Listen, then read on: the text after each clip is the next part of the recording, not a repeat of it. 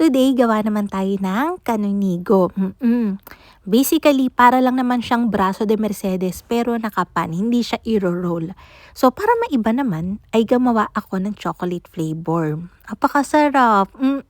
Promise, hindi to matamis. Tapos yung texture niya talaga yung nagdala.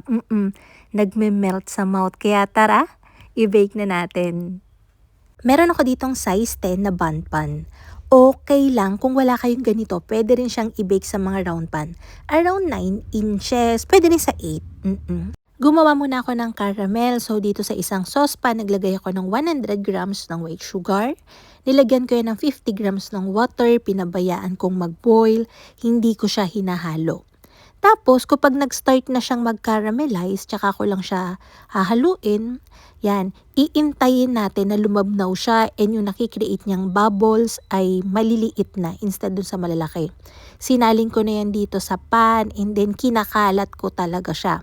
Mas maganda yung itsura niya pag tinaob kapag ka naikalat nyo talaga yung caramel dun sa buong pan.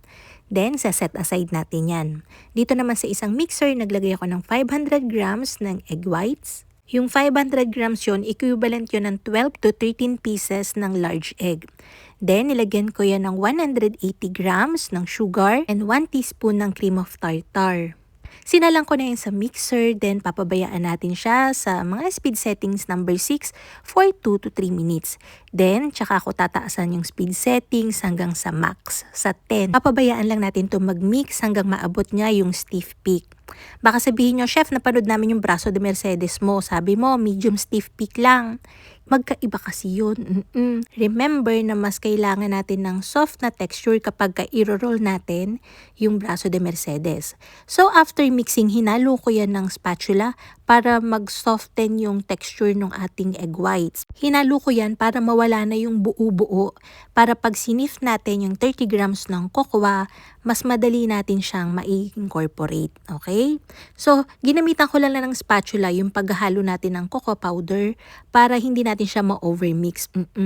Kasi ay nakaka-deflate din kapag ka natsobrahan yung pag-mix natin ng merang natin kapag ka meron na siyang cocoa powder. So, nilatag ko na yan dito sa ating pan. Nakikita nyo, hinahati-hati ko yung pagpapatong-patong kasi pagka hindi siya na siksik, kung makikita nyo mamaya pag tinaob ko tong kanunigo natin, meron siyang butas-butas. Yun yung yun yung hindi natin napak masyado. So make sure kapag gagawa kayo ay ipak nyong maigi yung pagkaka-sort dun sa ating pan.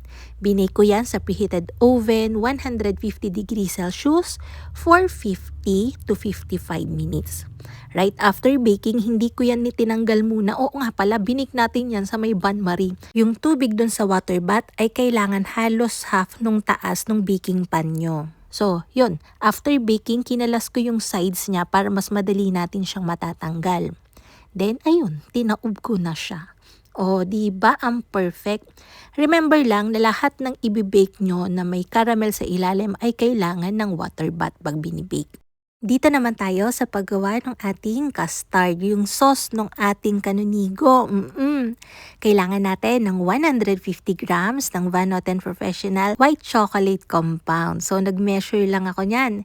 Then, dito sa isang saucepan, maglalagay ako ng 240 grams ng full cream milk, 10 grams ng white sugar, 1/4 teaspoon ng salt, 2 pirasong egg yolks, then 15 grams ng cornstarch.